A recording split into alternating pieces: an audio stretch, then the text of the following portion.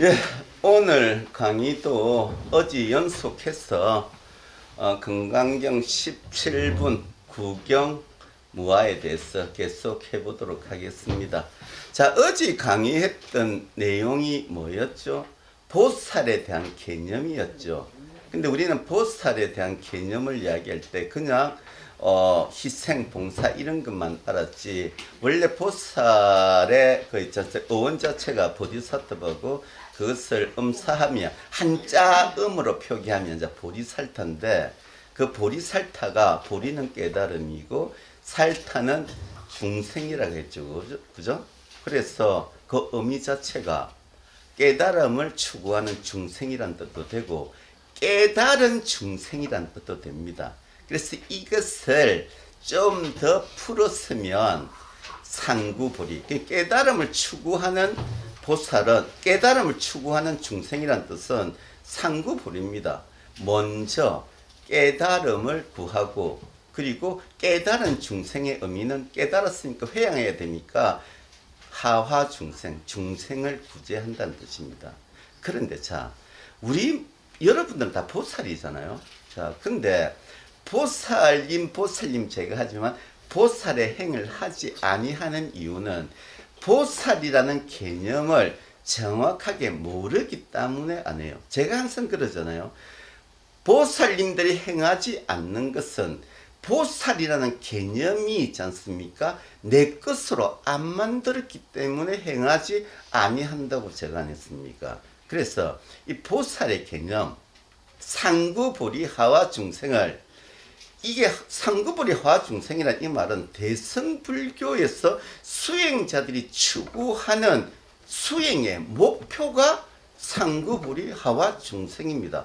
그럼 이대로 살면, 수행하면 보살이 되는 겁니다. 그런데 이 상구보리 하와 중생 있잖아요.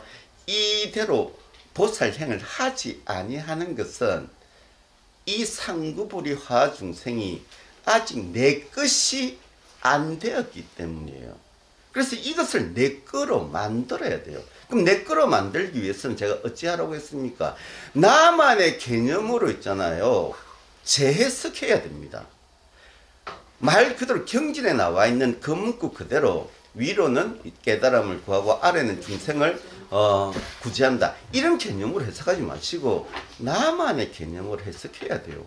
제가 항상 이야기하잖아요. 모든 행은 내가 그게 나의 개념화로 되어 있을 때 행해진다고 이야기하잖아요. 그래서 저는 상구보리 하와 중생을 저는 어떻게 해석하냐면 어제 간단하게 얘기했지만 저는 그래요. 상구보리, 위가 아니고 먼저 깨달음을 구한다는데, 저는 깨달음을 제 개념이 뭐랬습니까? 평온이라 했잖아요. 그래서 먼저 내 마음의 평온을 찾는다는 게 저는 저만의 상구보리의 해석법이에요. 자, 그리고 나서 내 마음의 평온을 찾았잖아요.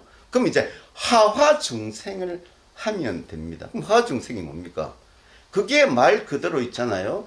아래로는 중생을 구제하는 게 아니고 이제 내 마음의 평화를 찾았으니까, 평온을 찾았으니까 그 평온을 찾은 마음이 어떤 마음이냐면 여유로운 마음이에요. 평화로운 마음이에요. 평온한 마음이고, 예? 넉넉한 마음이에요. 그래, 자, 그러면 제가 이 평온을 찾게 되면 중생 구제 그까지 가지 마세요. 무슨 중생 구제를 우리가 합니까? 일단은 내 주변에 내가 사랑하는 사람들, 내가 사랑해야 될 사람들, 그리고 나를 사랑하는 사람들을 위해서 그 넉넉한 마음을 있지 않습니까? 풀어서 보라는 거래요. 여러분들이 있잖아요. 자꾸 보살행을 있잖아요. 봉사와 희생으로 들어가는데 저는 그게 문제 아니라고 봐요. 문제는 있잖아요. 내가 희생과 봉사를 하려면 먼저 내 마음이 평온해야 있지 않습니까? 진심으로 있지 않습니까? 사람들에게 다가갈 수 있어요. 근데 내가 지금 막 힘들어요. 그러면서 인욕 참으면서 있지 않습니까? 희생해야지 봉사해야지 하면서 막 희생하고 봉사해 보세요. 어떤 현상이 벌어질 것 같아요? 공부가 될 것 같아요? 아니에요. 분노만 쌓입니다. 그 저는 솔직히 있잖아요. 좀 죄송한 이야기지만 아마 이런 그 행을 해오신 분들이 있을 거로 알고 있는데 그 업장이 많은 분들이 있잖아요. 뭐 그 업장이 많다는 의미가 누구한테 드는지 모르겠지만 봐도 일이 잘 안 풀리고 있지 않습니까? 항상 사는 게 좀 괴로운 분들이 있어요. 근데 이런 분들 중에 보면 어떤 분들이 엄청나게 있지 않습니까? 봉사활동을 많이 하시는 분들이 있더라고요. 그래서 내가 왜 그렇게 하냐 그러니까 자기 업장을 소멸한다 그러더라고요. 근데 제가 더 이상 말은 안 했어요. 왜냐하면 지금 제가 그분한테 이야기 해줘봤자 이건 여기서 있었던 일이 아니고 이 자리에 오기 전에 있었던 사항들인데, 근데 저는 솔직히 너무 힘들어 하면서도 봉사활동을 하는 걸 보면 그분은 나름대로 업장 소멸을 위해서 하는데 저는 하지 말라고 권하고 싶더라고요. 근데 문제는 그분이 그렇게 하는 행동은 어떤 스님들한테 영향을 받아서 하더라고요. 근데 저는 솔직히 반대하는 주의거든요. 왜냐하면 참으면서 봉사활동을 하게 되면 이 마음의 업식이 있지 않습니까? 업장 소멸이 되는 게 아니고 참고 참다 보면 새로운 업식이 만들어집니다. 근데 그 업식이 좋은 방향으로 가지를 아니한다는 겁니다. 자, 왜 제가 이런 이야기를 하냐면 일단 있잖아요. 보살행을 하기 위해서는 저는 그래요. 일단 보살님들의 마음에 있잖아요. 먼저 평온이 깃들어야 됩니다. 예? 내가 여유가 있고 넉넉하면 누가 나한테 욕을 하죠? 그러면 있지 않습니까? 웃습니다. 뭐 그럴 수도 있지. 그냥 아주 여유롭게 받아들입니다. 근데 내가 있잖아요. 막 이렇게 쫓기는 삶을 살면서 막 봉사를 해요. 근데 거기서 나쁜 소리를 들으면 있잖아요. 말 그대로 그 봉사를 정말 기분 좋게 할까요? 아니에요. 삐집니다. 네?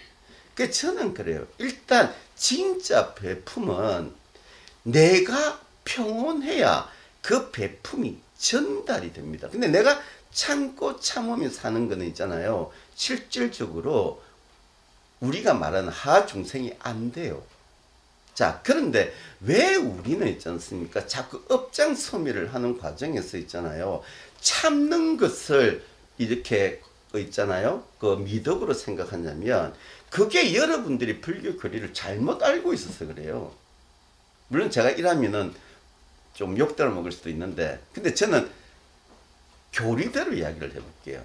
우리가 실질적으로 있지 않습니까? 보살의 행을 하면서 참고 견디는 것은 사실은 그렇잖아요. 대승불교의 수행법, 보시치게 뭡니까? 인욕이잖아요. 인욕 바람일 때문에 참고 견디는 것을 보살행의 가장 큰 미덕으로 생각합니다. 그래서 저는 솔직히 인욕이 잘못됐다고 이야기합니다. 그럼 제가 인욕이 잘못됐다 그러면 어떻게 스님은 육바람이를 부정하느냐고 이야기하겠죠. 근데 저는 인욕 바람이를 부정하는 게 아니에요. 무엇이 잘못됐냐면 여러분들이 알고 있는 인욕 바람일이 그 개념이 잘못된 거예요. 원래 육바람일의 체계를 세우신 분은 대성불교에 있지 않습니까? 교주라고 할 수 있는 용수보살에 의해서 육바람일이 만들어졌어요. 그래서 용수보살의 그 있잖아요. 그 책에 보면 용수보살이 지은 책 중에 보면 대지도론이 있어요. 대지도론. 그 안에 보면 육바람일에 대한 인욕바람에 대한 해석이 있습니다. 근데 그 인욕바람일을 어떻게 해석하냐면 참고 견디는 것으로 이야기하지를 않아요. 인욕의 동의어는 관용이라고 이야기합니다. 관용이 뭐냐 하면 이해하고 받아들이는 겁니다. 이해하고 받아들이는 것. 근데 여러분 잘 보세요.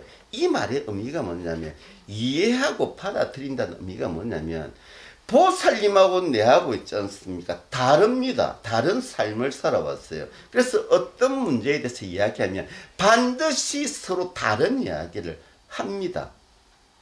그럴 때 그 다름을 받아주는 거예요. 이해해 주는 거예요. 받아들여 주는 겁니다. 그게 관용입니다. 그리고 이 받아들이는 것은 다른 것에 대해서 받아들이는 있지 않습니까? 그 밑바탕에는 뭐가 있냐면은 상대에 대한 존중이 있습니다. 내가 그 상대를 존중하지 아니하면 상대의 의견을, 상대의 어떤 생각들을 받아들이지를 못해요.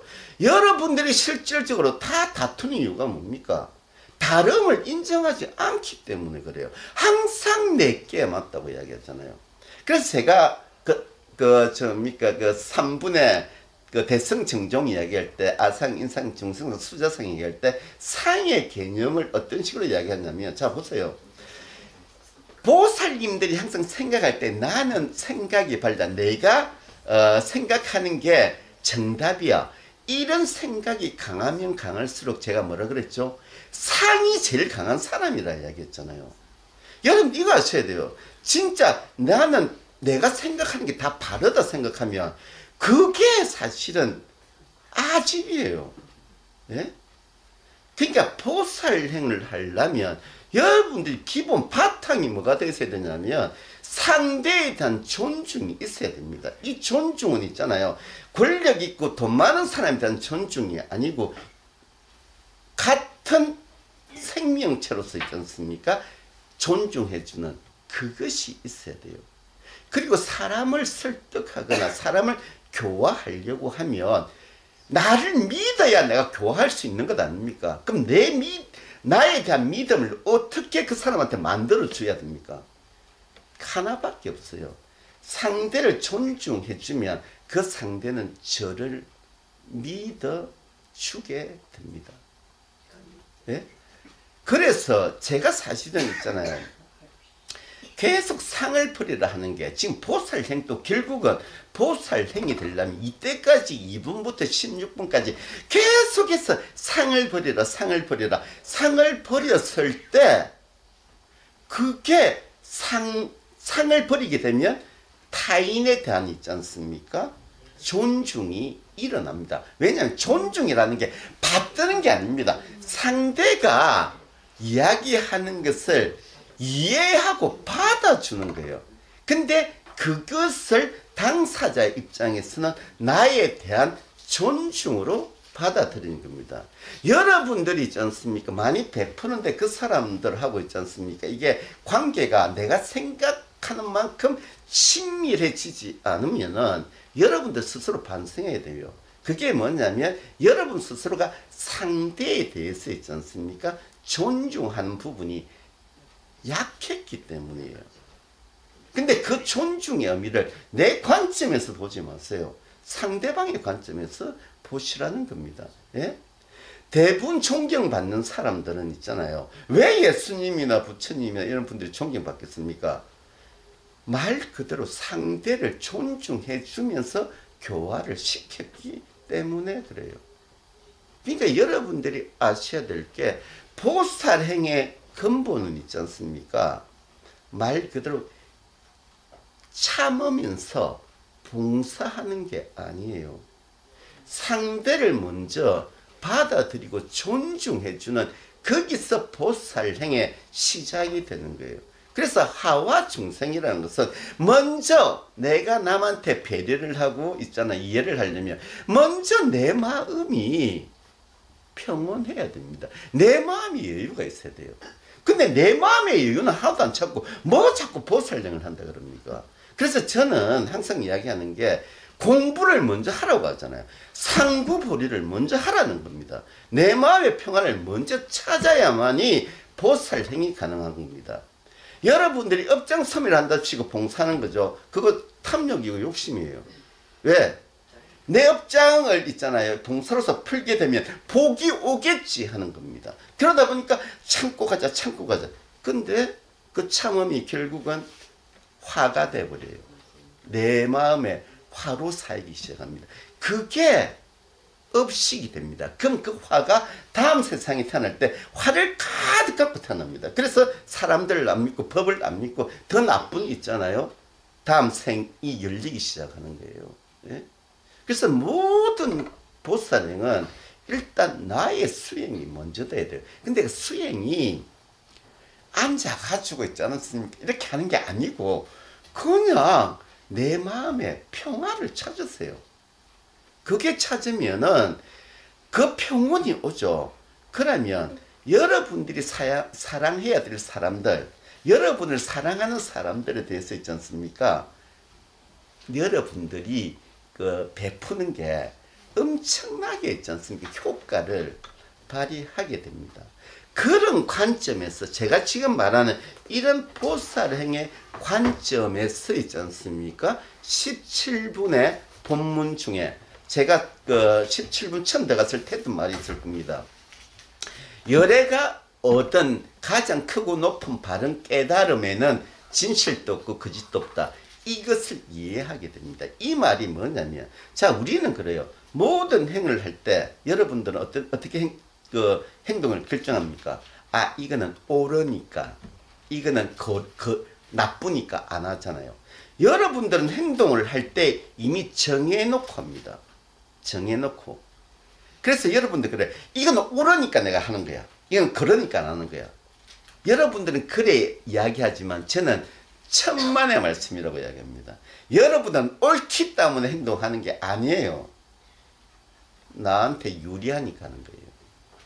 그래서 제가 상의 의미를 뭐랬습니까?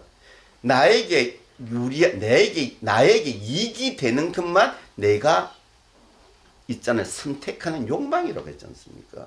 여러분들은 스스로 내가 바르다고 생각하기 때문에 모든 행동을 결정할 때 나는 바른 것을 선택했다고 이야기합니다. 그런데 제3자가 보면 그게 아니에요. 여러분한테 유리하니까 선택했을 뿐이에요. 예? 보살행은 말 그대로 그런 겁니다. 참이니까 행동하고 거짓이니까 안 한다. 그거 아니에요. 유리하니까 하고 불리하니까 한다. 그거 아닙니다. 왜 진실도 없고 거짓도 없다고 하냐면, 보살은 행하고 보니까 나중에 사람들이 보니까 그게 바르더라 이겁니다. 보살은 먼저 이게 옳으니까 행동을 하는 게 아니에요. 말 그대로 행하면서 그것을 바른 쪽 행으로만 끌고 가는 거예요. 그래서 나중에 결과를 보면 보살은 항상 정도를 걸은 게 됩니다. 네? 그러니까 여러분들이 이걸 아셔야 돼요. 여러분들의 상이 뭐냐면 항상 진실과 거짓을 있잖아요. 분명히 선을 그어 놓습니다. 그리고 항상 내는 바른 길만 간다고 생각해요. 근데 그 개념이 제가 얘기했잖아요. 바르기 때문에 가는 게 아니고 나에게 유리하기 때문에 갔는데 그것을 인정을 안 해요. 인정을 안 하는 그게 아상, 인상, 중생상, 수자상 전체가 같이 움직인 상일 뿐이에요. 예? 그래서 말 그대로 제가 그랬잖아요. 보살은 진실도 없고 거짓도 없는 이유가 뭐냐면 옳기 때문에 가는 게 아니고 그 상황에 들어가서 가장 좋은 그 상황에 가장 선한 방편을 선택할 뿐이에요. 자, 이 말이 이해가 잘 안 될 거예요. 자, 봐봐요. 자, 그러면 내가 거짓말을 했는데 사람을 살리면은 그게 선입니까? 악입니까? 자, 근데 내가 진실을 이야기했는데 그 진실 때문에 사람들이 죽었습니다. 그게 진실이에요? 악이에요? 그게 참이에요? 선이에요? 거짓이에요? 예? 그러니까 우리는 그렇잖아요. 내가 지금 이거는 법대로 서고 진실되게 행동을 한다고 했는데 나는 참을 선택한 거예요. 근데 그 참의 결과로 인해서 많은 사람이 죽어버립니다. 예? 그런 경우가 허다하게 있습니다. 예? 제가 이제 극단적으로 비교해서 참과 거짓에 의해서 사람이 죽고 사는 걸 이야기했지만 실질적으로 죽고 사는 문제가 아니고 보살님들도 살아오면서 있지 않습니까? 어떤 진실을 이야기했는데 그게 악영향을 끼치는 경우가 많았죠. 나는 진실을 이야기했는데 이 진실 때문에 힘들어지는 사람들이 많이 있어요. 근데 때로는 거짓을 이야기했는데 우리 그 선의의 거짓말이라잖아요. 근데 거짓말인데 오히려 모든 사람들이 평화로워졌어요. 어느 게 진실이에요? 어느 게 거짓이에요?